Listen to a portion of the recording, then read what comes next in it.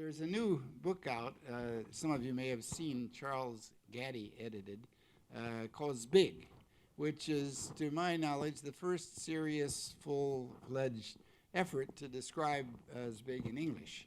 And in this book, he describes the special circumstances in Harvard at the time Big was here, when Harvard was accepting its responsibility as a world leader.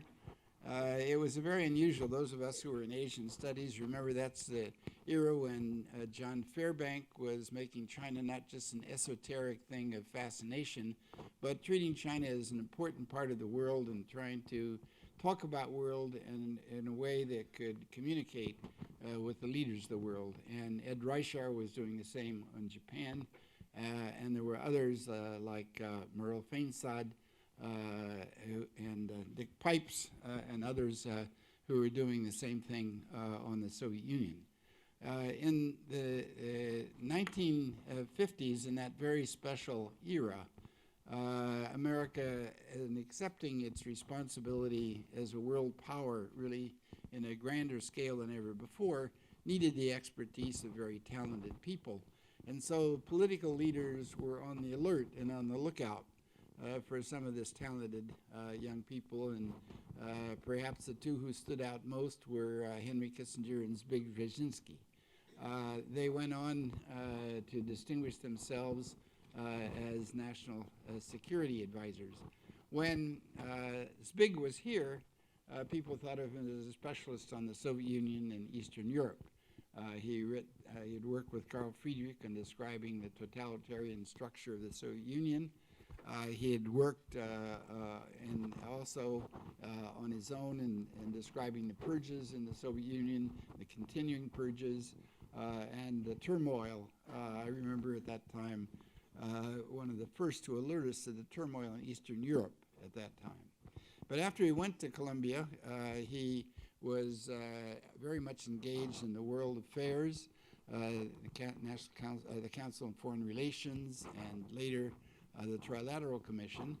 And on the Trilateral Commission, he had the chance at that point to help introduce a young Georgia governor to the affairs of the world, Jimmy Carter. And later, when Jimmy Carter became president, he brought Zbig along to be his national security advisor. And when Zbig was at Columbia, one of his bright students, known to us in China studies, is Mike Oxenberg. So when Zbig went to the White House, he brought Mike Oxenberg on to be his right-hand man as a specialist on China. And so he had that very special opportunity to be the key person in leading the normalization of relations between China and the United States. And so even though people think of him as a Soviet specialist, many people recognize his expertise in the Middle East and other parts of the world. He's also done an extraordinary bit on China. And it happened that after the State Department relations effort to develop better relations with China in 1978 didn't work out so well, that Carter decided to keep the China issues at the White House, and the person who was in charge was Big. So in May 1978, as many of you know, he went to China, met Deng Xiaoping, and that was able to announce that we are prepared to begin serious talks and normalization, as Big was in Washington carrying those out, and then later got to host Deng Xiaoping in Washington. And since that time, Big has remained very active in Chinese affairs. He's been there many times, and although he modestly asserts that he's not really a China specialist, we know that he has a well-deserved reputation for being a very crisp, clear thinker with broad strategic overviews, and that from a young Polish refugee into Canada, he became a dedicated American. And we're very pleased join me in welcoming Zbig Brzezinski. Thank you.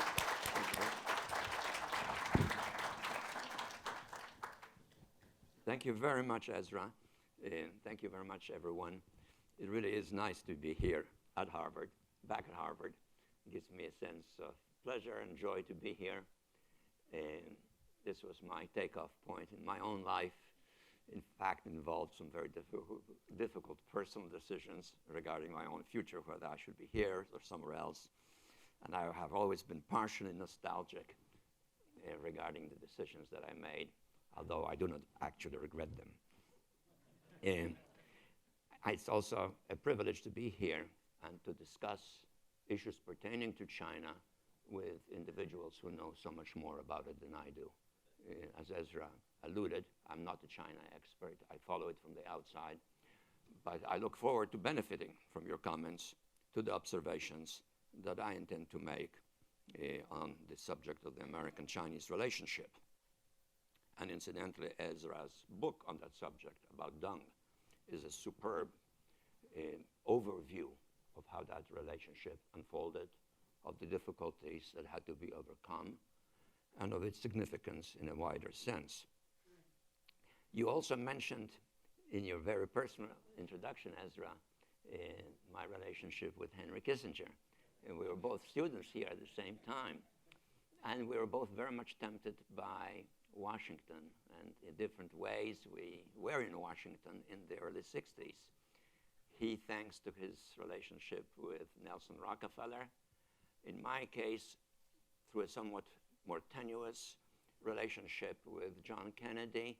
And then I became connected with Johnson. And I ended up, after that, being the chief foreign policy advisor to Hubert Humphrey when he was running for president in '68.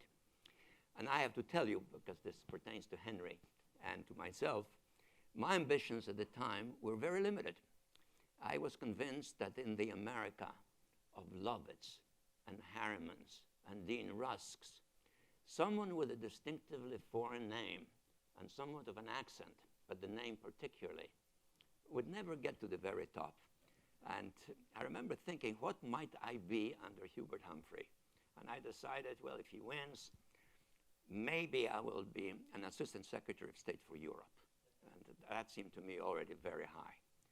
And then one day, lo and behold, the election was held, and I hear on the radio, Heinrich Kissinger has been appointed National Security Advisor, otherwise known as Henry Kissinger. And quite literally, that day, I put a little notebook in my pocket, and I would start writing down names of bright people, somewhat younger than I, interested in foreign affairs, whom I would recruit for the post of National Security Advisor when I finally would make it. And one of those names was Mike Oxenberg. And of course, 8 years later, I had my staff in the office sworn in by the day of the swearing in of the president. And that was quite an accomplishment because I had a whole list and I just moved them in. And not long ago, there was a dinner party in honor of Henry's 90th birthday. And contrary to the myth, we're not enemies, we're not foes. We were a little bit rivals, but in a friendly fashion. And I wasn't told that I would have to speak. And all of a sudden, I was called up to the platform and asked to give a speech. So I had to improvise, and of course, the first thing that occurred to me was that story about him being National Security Advisor ahead of me, thereby making me feel more confident about becoming one myself, and how I then had this notebook, and I wrote down the names and so forth. So when I finished speaking, Henry came over to my table and said, "It's big. I didn't know that you were plotting already then to unseat me."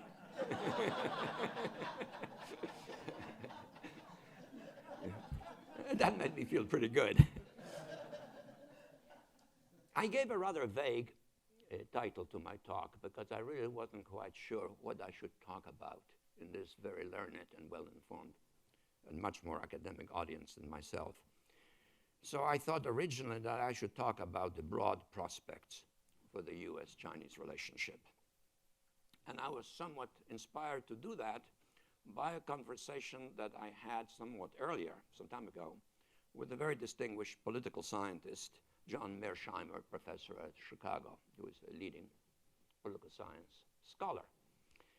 And we discussed the prospects of an eventual conflict between America and China. And he told me that a conflict between America and China is inevitable because that is one of the axioms of political science theory. And I remember that I was somewhat dubious of that, and I questioned the possibility that necessarily such a thing as a political science theory can predict with utmost certainty what the future will hold. So I merely said to him, well, I suppose if we don't become enemies, the political science axioms will have to be changed, and there'll be new ones. And we left it at that. But lately I have worried a little bit that perhaps he's right, that perhaps things are moving in a somewhat negative direction. They started off extremely well after normalization because we had a common enemy. And I use the word enemy advisedly. Talking with Deng Xiaoping about the issue of normalization was not a discussion just about normalization. It was a discussion about the world. And he viewed the Soviet Union as an enemy. And some of us were inclined to view it the same way. And that immediately established a common bond, and it resulted in joint stands on a number of issues, some of them involving, for example, collaboration in opposing the Soviets in Afghanistan.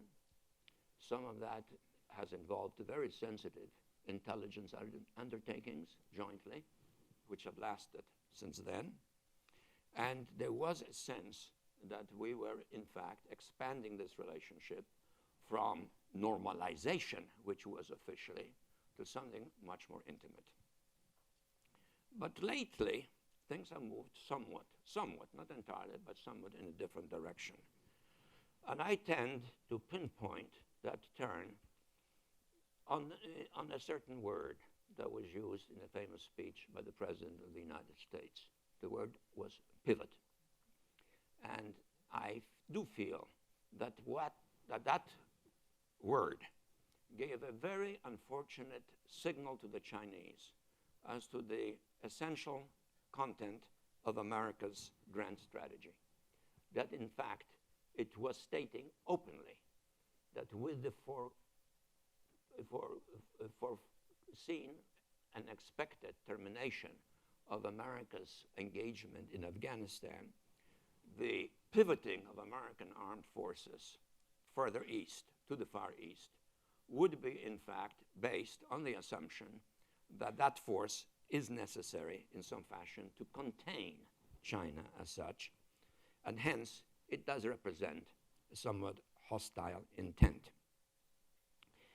Now, I don't think in fact that was the intent of the speech. In fact, the president at one point was not even very conscious of the fact that he used that word in a speech in Australia. But the Chinese did hear it and did interpret it so.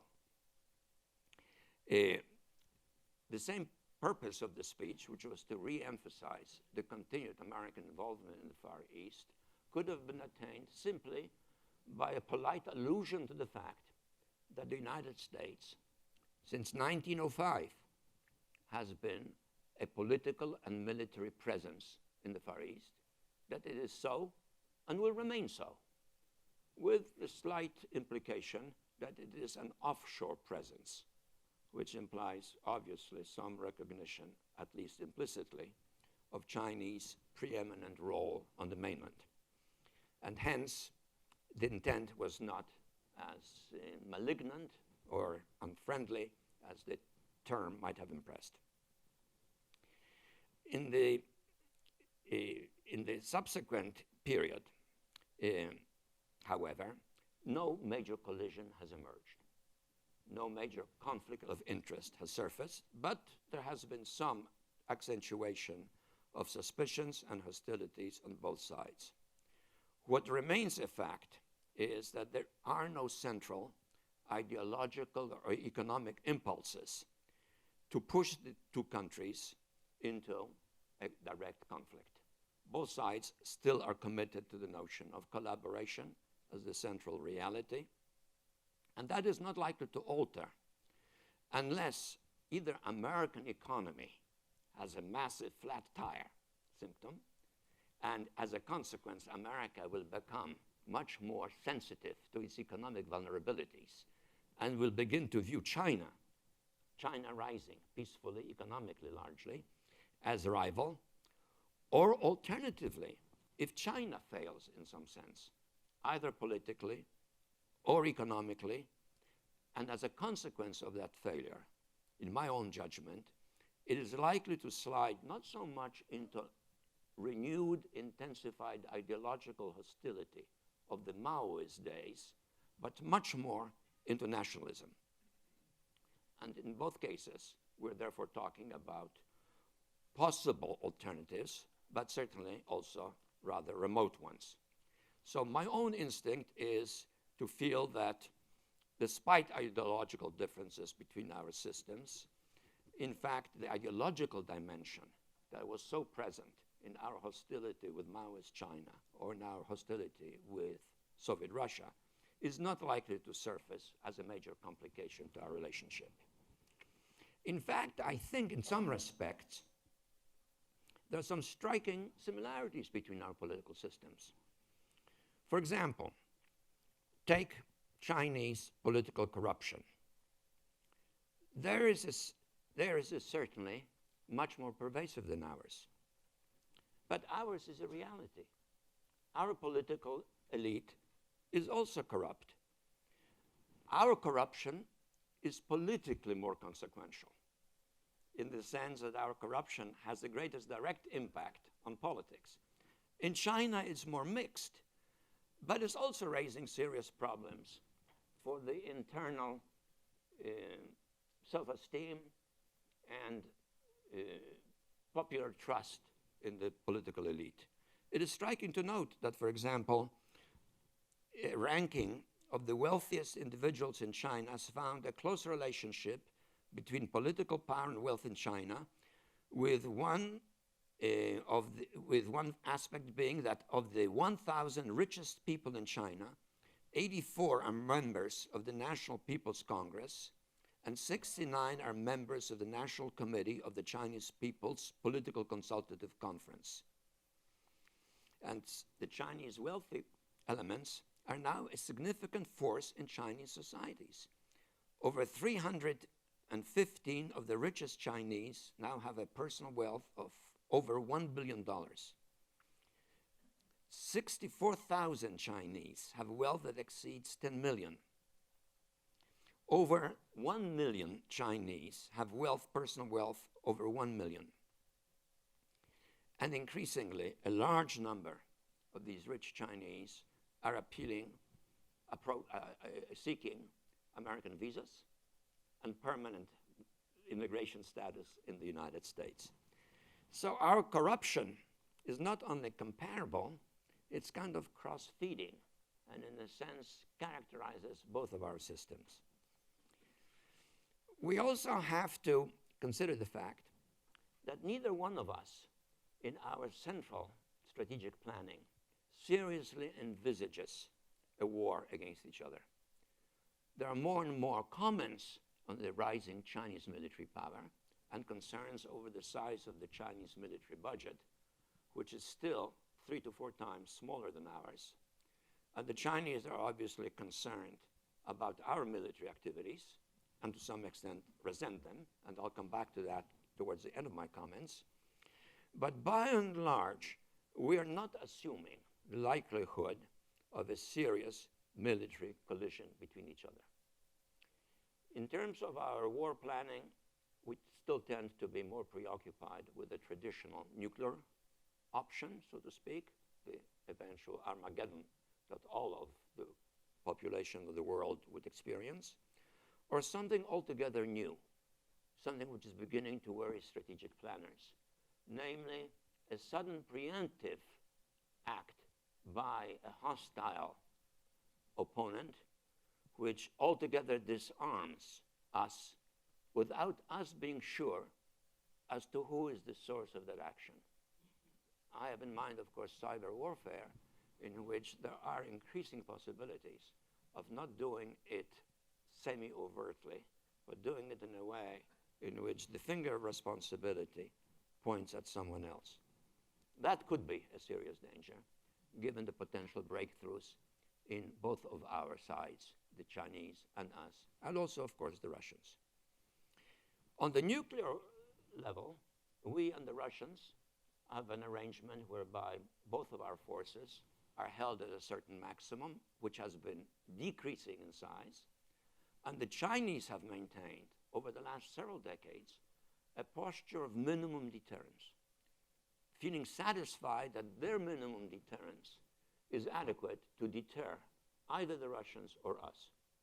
It can be more or less estimated. These figures are not very precise and not 100% reliable, but it is estimated that currently the Chinese have 50 nuclear weapons directed at key Soviet targets, capable of inflicting really devastating damage on 50 objects within Russia, a figure which they calculated is enough to deter us or the Russians from exploiting that attack to mount a counterattack of some sort. The numbers in regards to the United States is even smaller. It's about 30. We have well over 1,000 targets in China within our purview. We have a larger number of targets within Russia. The Russians have a large number of targets within the United States. So we are still maintaining the traditional atomic posture vis-a-vis each other. The Chinese, I think, are being more rational. They're calculating clearly at some level of destruction, no country will, on a rational basis, assume to go to war. So on balance, for these reasons, I am somewhat skeptical of the Mearsheimer commitment to the, so to speak, axiomatic conclusion of political science. Nonetheless, we're now facing some problems which give rise at least to speculation as to what could develop in our relationship that could become adverse. And it is these two issues that I wish now to address in a little more detail. The first involves how might the American and Chinese relations be affected by the outcome of the current Russian-Eurasian challenge to the international system. Because however we describe and whatever words we choose to describe what has recently transpired in Russia vis-a-vis Ukraine, it is related very fundamentally, at least to President Putin's long-range view of what ought to transpire on the Eurasian continent and what role Russia should resume in world affairs. Namely, that it should become a Eurasian empire, a Eurasian power, in effect, in some fashion, territorially, the recreation of the Soviet Union, and in the light of the last several weeks, perhaps by direct force in some respects, in some cases, if necessary. What is the implication of this, then, for the international system as a whole? If that process were to be dynamic and effective, would it adversely affect the international system in such a way that it would turn the balance of inclination towards peace or war in favor of more hostility between us and the Chinese, even if the Chinese are not in any way directly involved in the Russian aspirations to alter their geopolitical context and thereby, in effect, alter their overall position vis-a-vis the international system. And the second issue, which I would like to discuss with you briefly, pertains how the Taiwan issue might affect the American-Chinese relationship in the future if one considers its potential importance to both of them. But let me comment briefly first on the issue of the impact on the international system as a whole of the recent conflict involving particular Russia, but implicitly affecting the global geopolitical balance involving America and Russia and China together. And certainly in the present context, these are the three most important military powerful states in the world. Now, obviously, the US is preeminent among them. US is genuinely a full-scale global power in the sense that it combines economic potential, military capability, and technological innovation, all three on a global scale. China is rising peacefully, but obviously is expecting and seeking, therefore, primacy. But currently, it is much more aware of the fact that it is not a military peer, either vis-à-vis Russia or us, although its own strategic assumptions allow it to calculate that the lower level of capability for inflicting damage is sufficient to deter us. And China is certainly rising as an economic power, exceeding Russia very considerably, and potentially exceeding the United States, and is beginning to challenge on the ground in Asia the overall influence of the Soviet Union in the formerly Soviet Central Asia, while at the same time cautiously testing its maritime limits vis-à-vis its most immediate neighbors, particularly in South China Sea. In that context, Russia matches us, as I have said, in destructive capabilities. But beyond that, geopolitically, it is hoping to regain some form of control east of the Urals, which it hopes to transform into what it calls politely a Eurasian Union, which nonetheless is very much essentially a recreation in different shape to some extent, both of the Soviet Union and of the former Tsarist Empire. That effort then is taking place in a triangular setting in which it involves delicate nuclear balances, some global cooperation among all three, but also a formally acknowledged strategic partnership between Russia and China, defined as a strategic partnership, and a non-officially acknowledged but globally preeminent American-Chinese relationship, which in fact is a G2 relationship, unique just to those two powers, although both sides are carefully refraining from using that terminology, G2. I made the mistake, although my intent originally was deliberate, to describe the American-Chinese relationship as a G2 on the occasion of the 30th anniversary of the normalization of relations with China, in which I took an active role back in 1980, dealing directly with Deng Xiaoping, in the course of official celebrations in China, including with President Carter's participation, and I described our relationship as an informal G2 relationship, which produced an immediate stir in the Chinese audience and some clapping, in fact. And yet, within a few weeks, clear signals were conveyed from China that this definition of the relationship does not fit Chinese expectations at the same time, at that moment.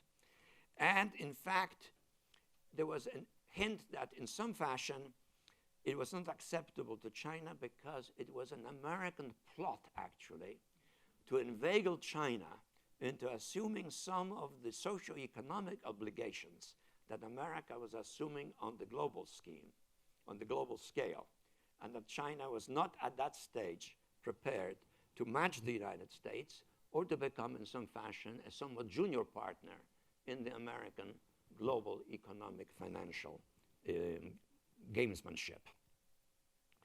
More recently, however, the Chinese, particularly President Xi, have gone out of their way to express their definition of the American-Chinese relationship. And he put it very elegantly, not long before his meeting with President Obama, as follows. We all need a peaceful and stable international and external environment to develop ourselves.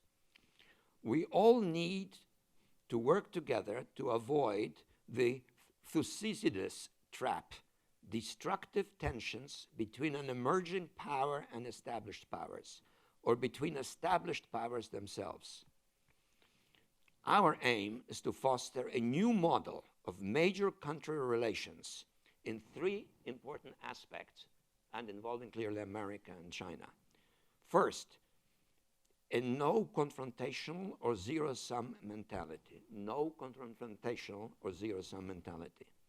Second, mutual respect for others' path of development and cultural heritage. I think a slight hint in our direction. Third, to seek common ground on issues of common interests in pursuit of a win-win progress. As long as our major countries follow these principles, no war will break out. I think this is an interesting definition of a very special relationship, which puts it in the context of an international system that restrains violence as a way of altering balances between countries. Peaceful competition, yes. Economic rivalry, yes.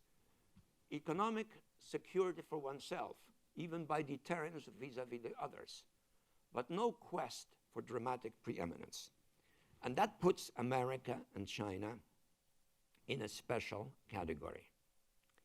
And that in turn raises the issue how the current crisis involving Russia, Ukraine, the would-be Eurasian Union, and perhaps additional use of force beyond Crimea, but in Ukraine itself, possibly affect such an international system, and would it have some impact on American-Chinese relationship? Let me offer you 3 tentative scenarios. If Russia, despite the forcible seizure of Crimea, remains deterred not to escalate any further, and thus Ukraine survives as an independent entity which defines itself as Western-oriented, and therefore, from our point of view, the result is a positive one. But in any case, the international system is not threatened beyond the threat implicit in the events in Crimea. I believe China is likely to continue expanding its influence, particularly in the Central Asian region, all the way eventually to the Caspian Sea. Chinese strategic writings on the subject lately have become absolutely explicit. The Chinese have started writing about, in effect, creating a westward hoe, as some Chinese writers have named it. And they describe in some dramatic detail Chinese penetration into the newly independent Central Asian republics, establishment of direct access through them, not just Kyrgyzstan and Tajikistan and Uzbekistan, but all the way to the Caspian Sea in Turkmenistan. And they're doing it in a really effective fashion. The first trains, both passenger and freight, have made the first runs, celebrated with great fanfare by the Chinese and great satisfaction. They're, of course, and we're familiar with this, buying many assets in these countries, particularly pertaining to natural resources. And, of course, they're taking charge, very visibly so to anyone who has visited these republics, commercial trade in the cities and so forth. And there's even a dramatic symbolism in some places. My first visit to the Soviet Union was in the days immediately after Stalin, and I visited Kyrgyzstan. The capital of Kyrgyzstan was Frunze at the time. And the main street in Frunze was called Lenin Prospect. Some years later, when the Central Asian countries became independent, I visited the country again. Frunze was now called Bishkek, and Lenin Prospect was Mao Zedong Prospect. So there we are. I think the Chinese will, in that context, continue to attach preeminent importance to the American-Chinese axis, which clearly they view in Xi's very interesting and intellectually elegant exposition as the preeminent relationship. Yes, there is strategic partnership with Russia, but it's not on the same plane. It's not on the same plane. The relationship between America and China is unique.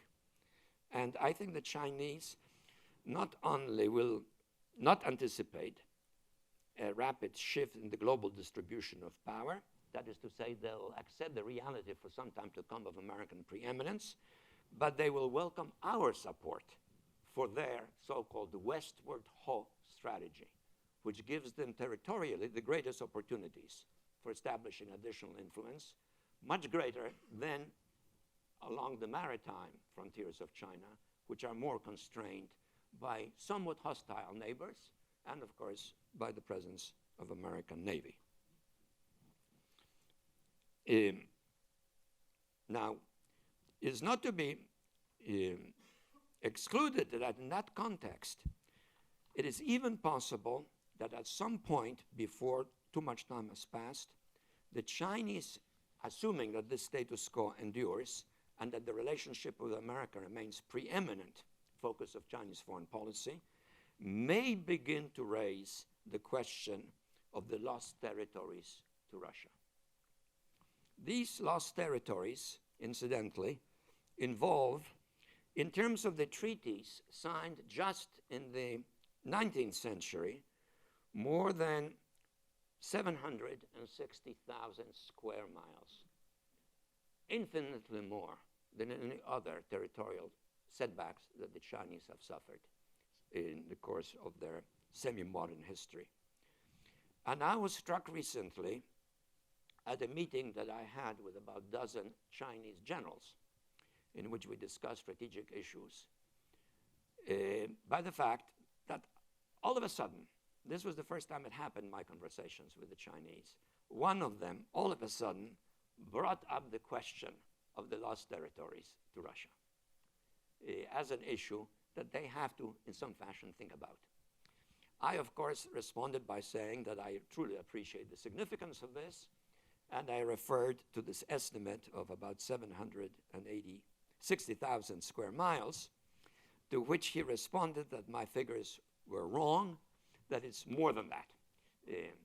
So I don't want to make too much of this, but it makes me feel that if the recent adventurism that Russia displayed, so skillfully, however, and effectively in Crimea, is contained, the Chinese conclusion will be that the existing system, based on an informal G2 relationship, will continue, and that China will play an ambiguous game of the sort that it played in the UN in not endorsing the Russian resolution, but not in vetoing it either. And the fact that President Obama and President Xi met in Amsterdam, I think is significant, because I'm quite certain, I think I know in fact, that one of the major topics of conversation were recent developments. And I think there was probably more of a meeting of mind than Mr. Putin would wish was occurring. And certainly from the Russian point of view, the Chinese abstention was a source of regret. But there's still a second alternative to consider, a second alternative. The game isn't over yet. We don't know what will happen. Ukraine may evolve to the West, may be able to establish some effective government, and may not be touched. But the second alternative is, suppose it is touched by the Russians. Suppose the Russians conclude that they have the opportunity now to, in effect, destabilize the Ukrainians, if they can, in fact, create tensions in Ukraine and can create something analogous to Crimea, in which increasingly Ukraine is not suborned in a direct fashion, but is in a state of continuing crisis and vulnerability, and with some sections of it detaching themselves de facto.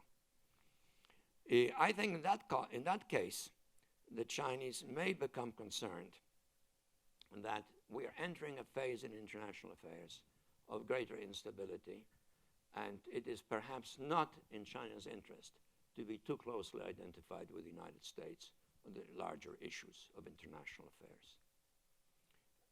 Their assessment may be that we're moving into a phase of more widespread international turmoil, not confined just to Ukraine, but applied also to other parts of the world in which there are ongoing tensions and considerable possibility for eruption of violence. Certainly very much so after we leave Afghanistan, and they're very concerned about that, and certainly in the nearer Middle East, in a variety of fashions. The third option, of course, goes even further than that. That is to say, if Russia decides to exploit the vulnerabilities of Ukraine, to enter directly, and to replace the existing provisional government in Kiev with a government much more directly of its choice, and prevails militarily in some fashion, maybe not totally similar to what transpired in Crimea, but with an outcome somewhat similar. Yes, some resistance here or there. Certainly, there's no doubt that there would be strong resistance in Kiev itself. And cities are hard to take if they're willing to resist. The Jewish uprising in Warsaw in 1943 lasted for several weeks. The Polish uprising a year later in Warsaw against the Nazis lasted for 63 days, and the whole city was razed to the ground in the end. But it was a prolonged struggle in which roughly 20,000 resistors were able to prevent the full occupation of the city, fighting from house to house, from room to room. That could happen in Kiev. It would certainly dramatize to the world the gravity of the situation, but it's not likely that by then, if it happened, the West would be reactive directly, because it will have missed the opportunity to do so earlier during the second alternative. And right now, in any case, the predisposition is not to go too far until we know for sure that Ukraine can stand on its own feet. In that case, I think the Chinese may begin to reassess more broadly their policy and reach more far-reaching conclusions regarding the United States and the other trouble spots in the world. In fact, there are some hints of that in Chinese press already.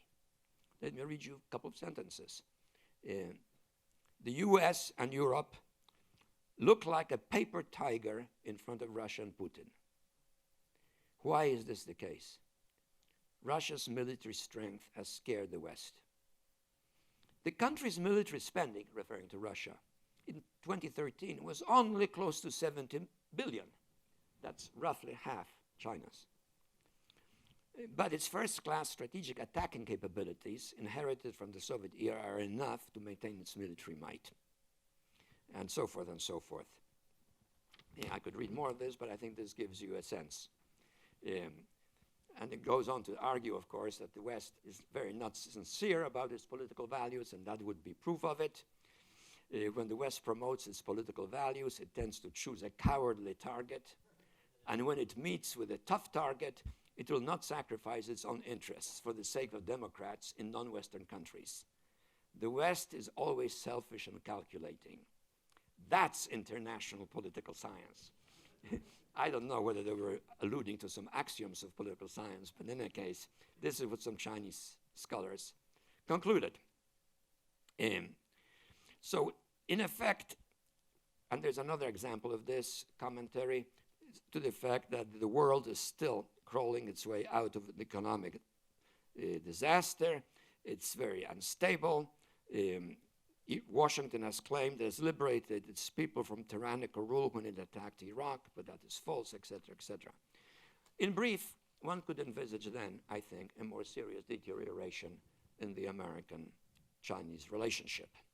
And hence, what happens in our relationship with Russia, what happens in the near future regarding Ukraine, has a surprising, at least in my view, bearing on the stability of the international system, and therefore, through it, on how China plays its own interests with the international system at a time when it is still inclined to view it essentially as a G2 relationship in which close collaboration between us is mutually beneficial. In effect, the issue that we're now witnessing could be a global game changer by altering the Chinese view whether America is capable and determined to safeguard a world order that is not vulnerable to assertive brute force. And that could be a very important conclusion. The second issue on which I would like to comment very briefly pertains to the issue of Taiwan.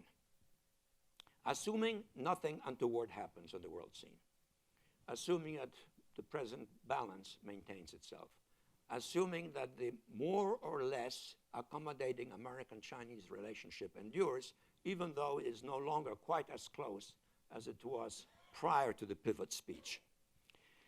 In my view, no long-term US-Chinese partnership is possible without some gradual change in the status quo involving Taiwan. It is not going to continue indefinitely in its present condition, because for the Chinese that is a vital issue. They made that clear to us when we normalized relationship very explicitly. I struck on a rather felicitous phase, if I may say so myself, in our discussion by telling Deng Xiaoping that we're now entering what I called very spontaneously, it came from the top of my head, a historically transitional phase in which we have to let sleeping dogs lie and not change anything dramatically. But of course, it is a transitional phase. And we were able to overcome some last-minute difficulties, actually, in announcing normalization.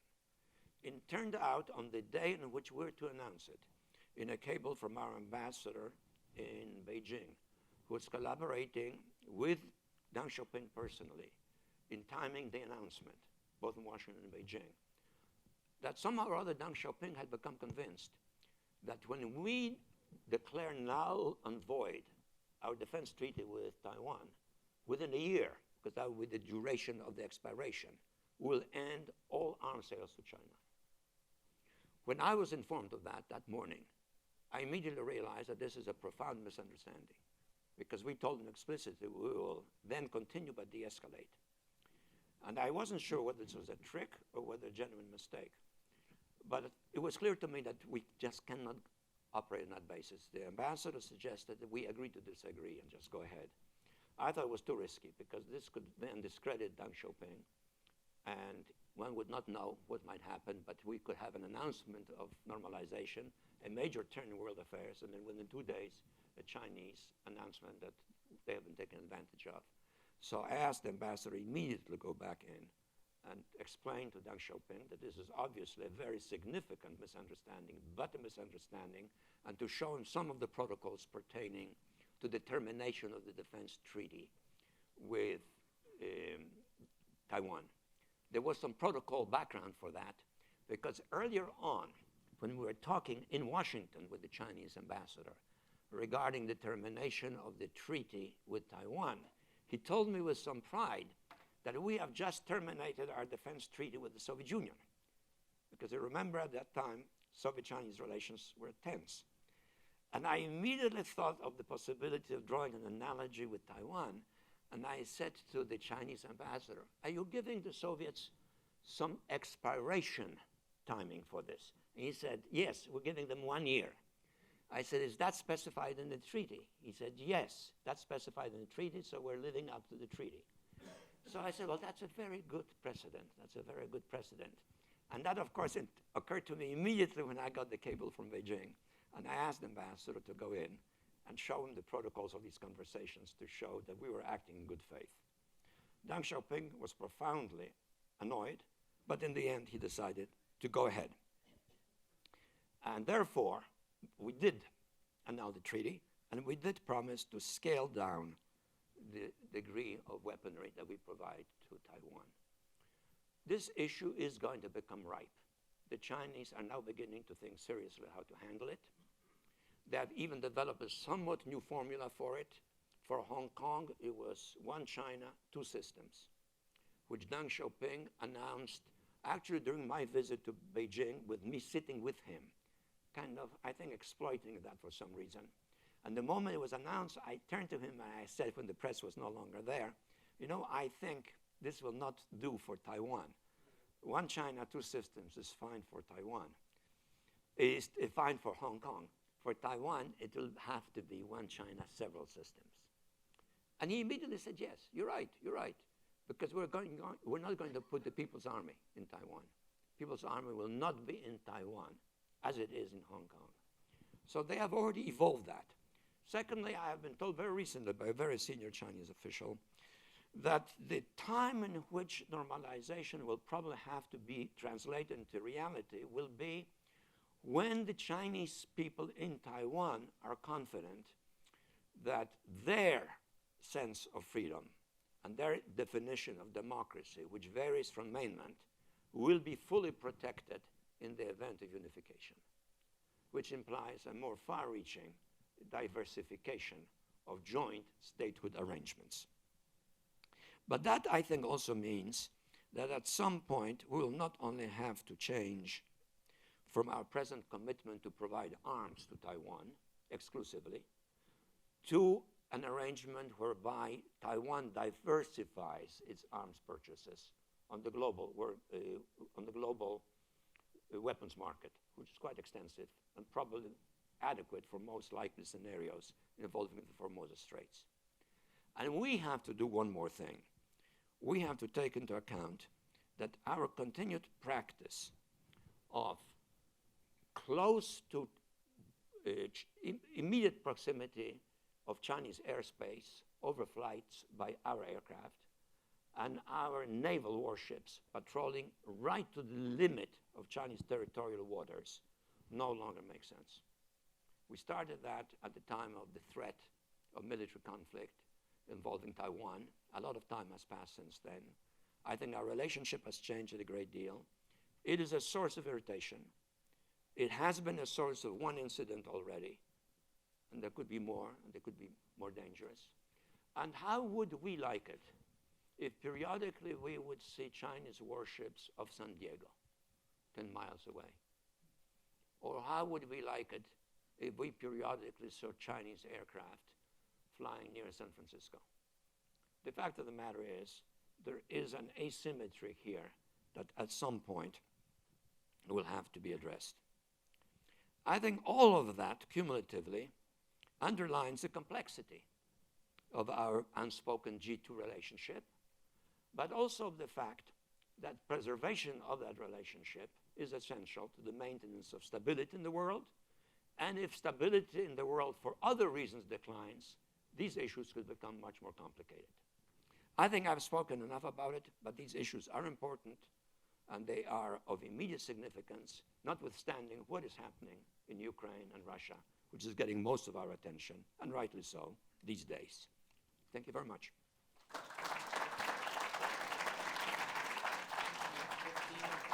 Fine, great, great. It's great to agree to accept questions. We have 15, 20 minutes for questions.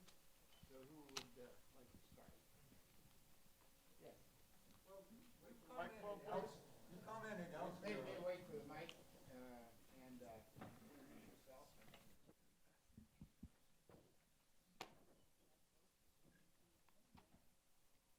Hello? Yeah. You commented elsewhere, I know in the past, about the... Yeah, it's Jay Livingston. You commented previously about the importance of the Palestinian question for Muslim countries and about the longstanding relations of China to the Middle East. It looks like another peace process is about to sputter out. Do you see the possibility now of China continuing to expand its influence in the Middle East as American influence continues to wane? I think it's quite likely. If I were in charge of Qatar or Bahrain, Kuwait, I would ask myself, who is likely to provide the kind of security that the United States has provided over the last several decades?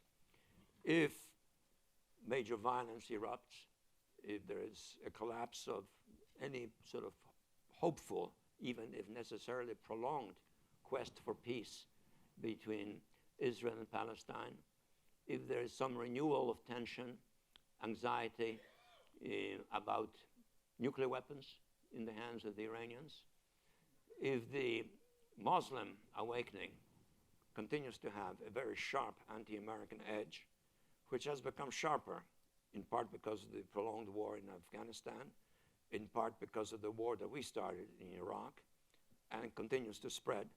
I think in that context, these states, which are very vulnerable, extraordinarily rich, and which are already using external manpower for self-protection, the police and some of the military in these states come from Pakistan and India, I think will look further to the east.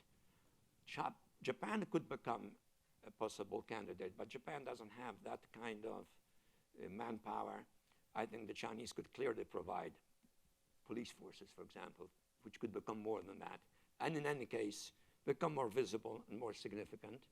And as we become, energy-wise, more independent, the dependence of the Far East, primarily on Middle Eastern energy sources, will increase.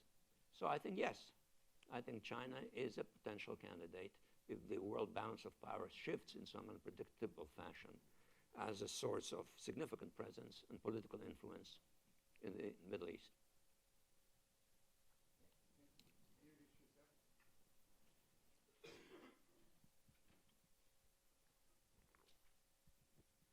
I'm Timothy Brown, and I guess I have a question in two parts. One, you mentioned several times things that Deng Xiaoping mentioned to you, such as, I guess, one country, multiple systems, no PLA in Taiwan.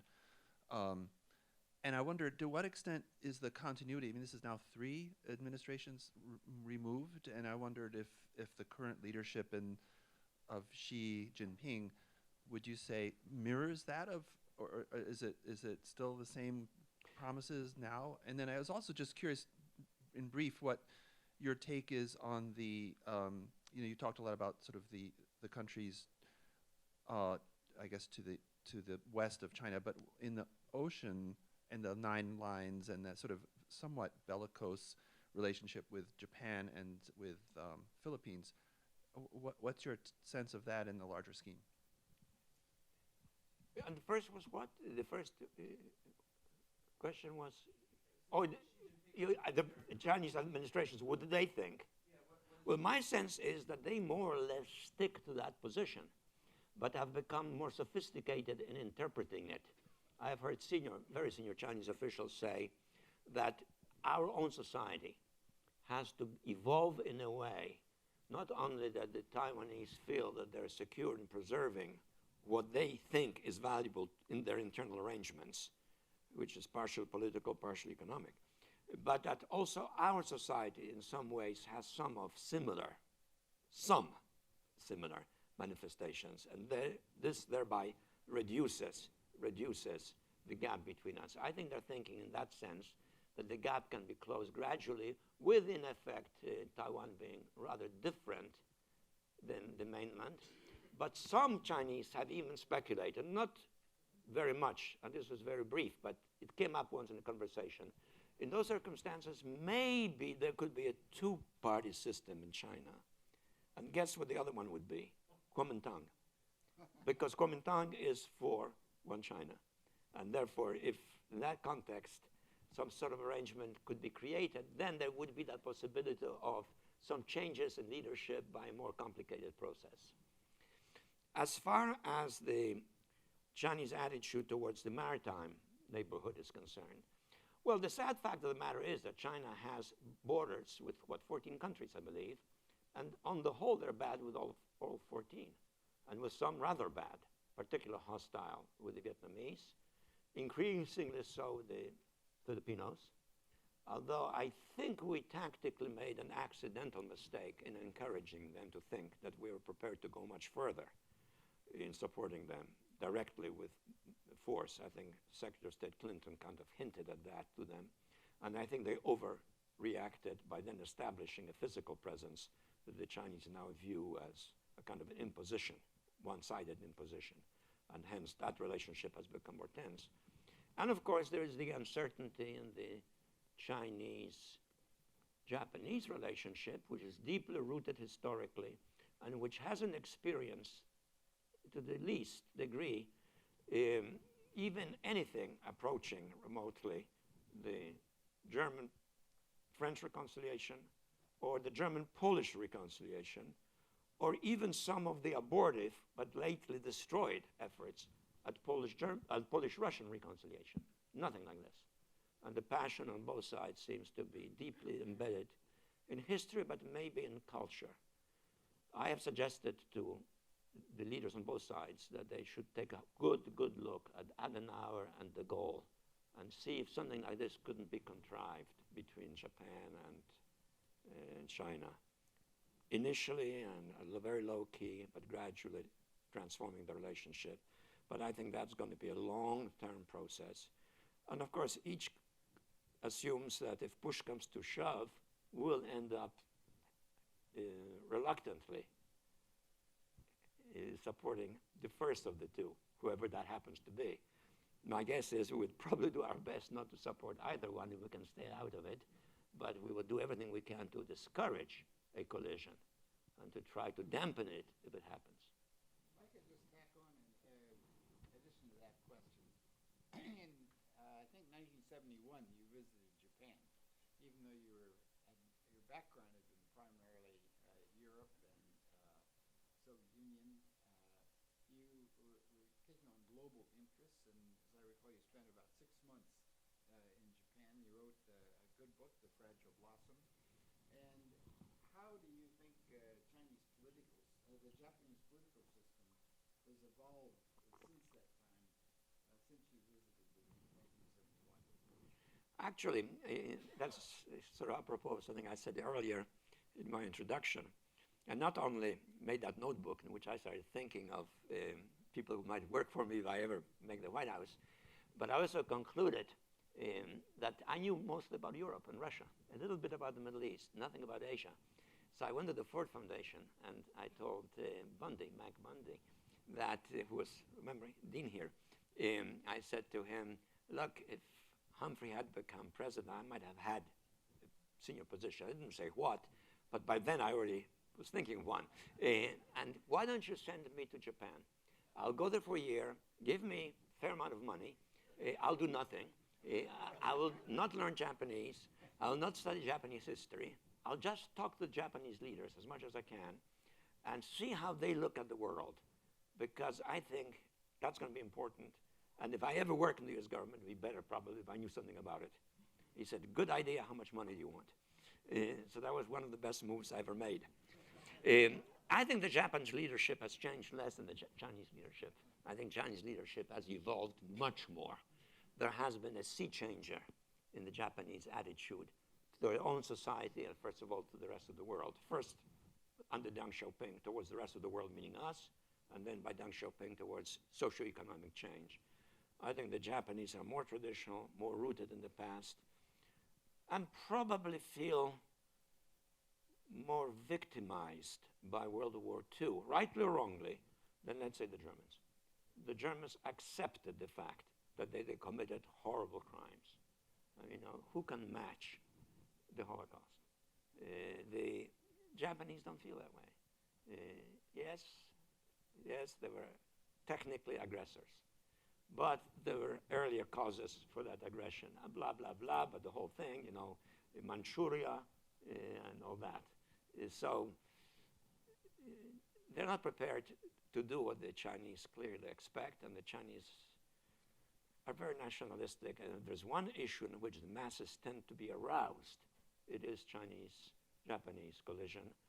And if the Communist Party in China ever falters, for example, because of massive corruption, it will become militaristic and probably virulently so anti-Japanese as well as against us.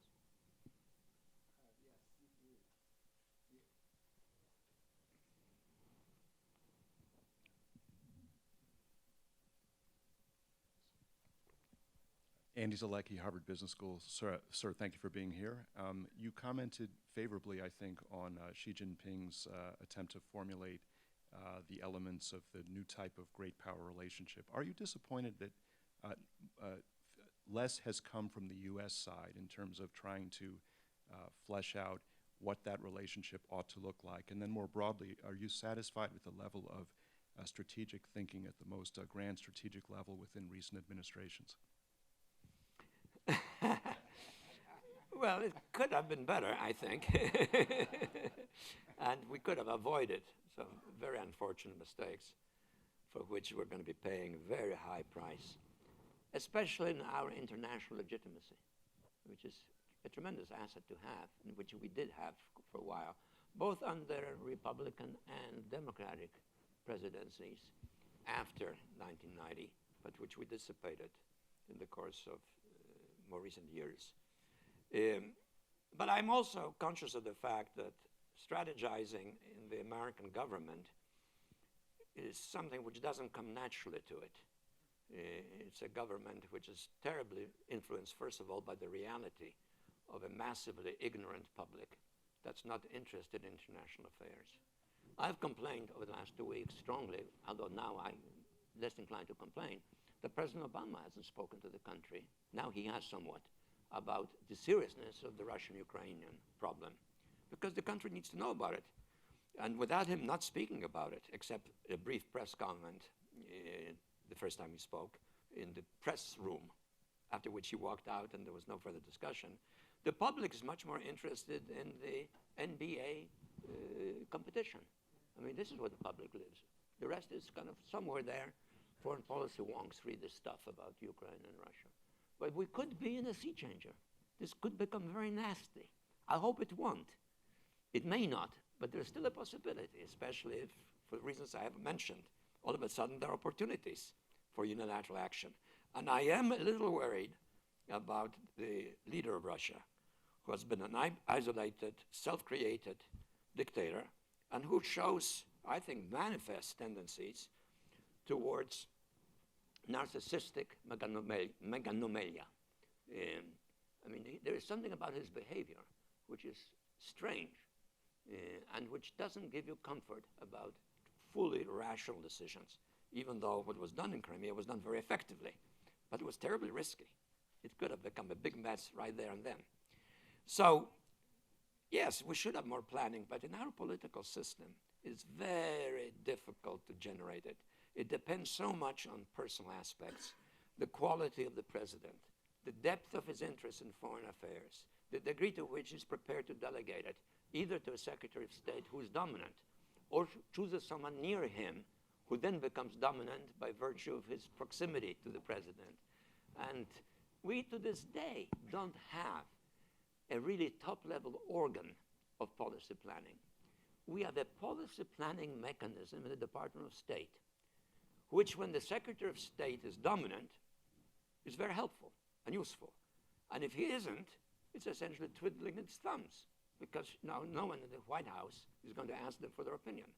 And then we have a strategy planning mechanism in the Department of Defense, which naturally thinks that military budgets and military deployments is what foreign policy is all about. And we have a little bit of it in CIA, which boldly predicts the next 25 years, even as it makes serious errors about the next 3 weeks. And that's another source of, strategic perspective. And it's very hard to correct it. There are various people trying to do that. I do think, however, that perhaps in recent years we have allowed improvisation motivated by political considerations, which in turn are influenced by money, to go much too far. And this is why I do see some painful analogy between the corruption of the Chinese political elite and the corruption of our political elite. I think it's become a serious, serious problem. Final question.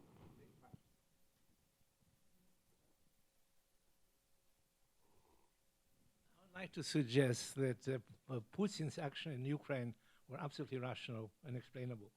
Rational and Inexplainable. explainable.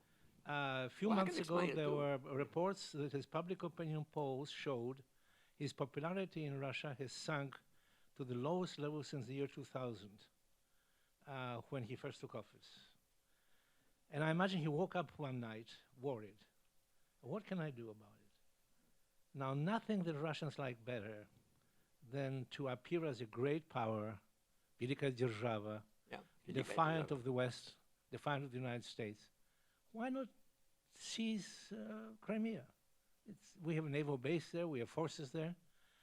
And indeed, his popularity soared from 50% to 65% in 1 week. So I immediately, the moment he began to muck around in Crimea, I knew he's going to annex it. And it's now, to me, very evident that it was an act of self-preservation for the coming elections, which he might have very well lost if not for that. And that's all there is to it. The Russian people like that, and they support him, and there it is.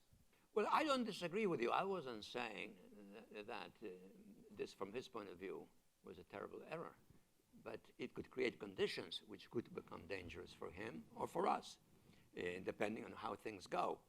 I'm not sure he would have lost the next elections without doing this, however, because he was so ahead and there wouldn't be a viable candidate that would be tolerated.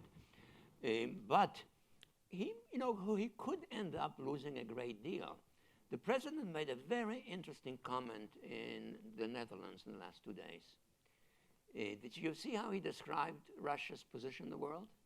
He called Russia an important regional power.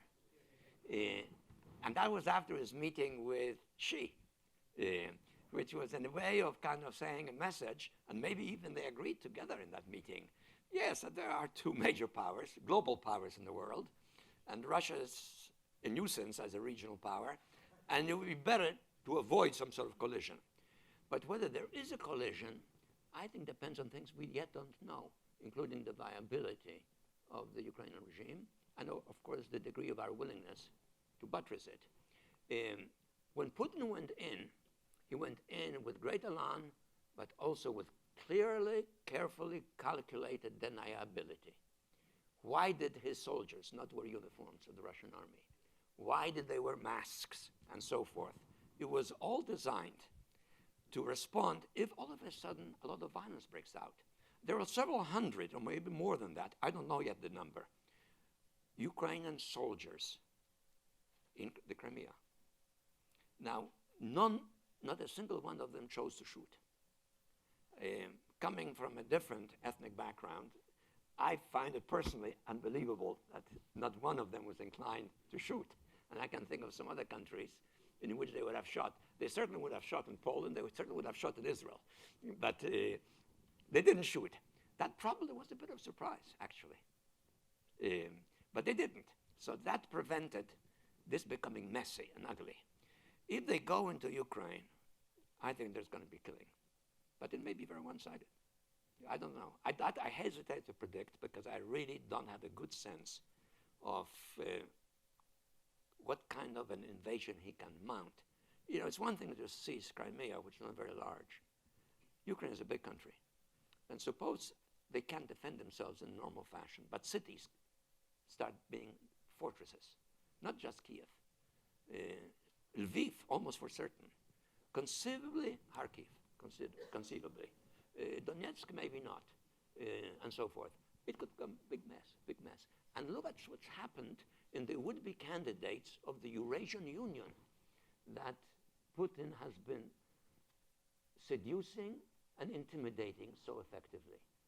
Nazarbayev has come out with public messages and a public statement questioning the Eurasian Union, of course expressing opposition to the use of force, and talking, yes, maybe a Eurasian economic union, but not more than that.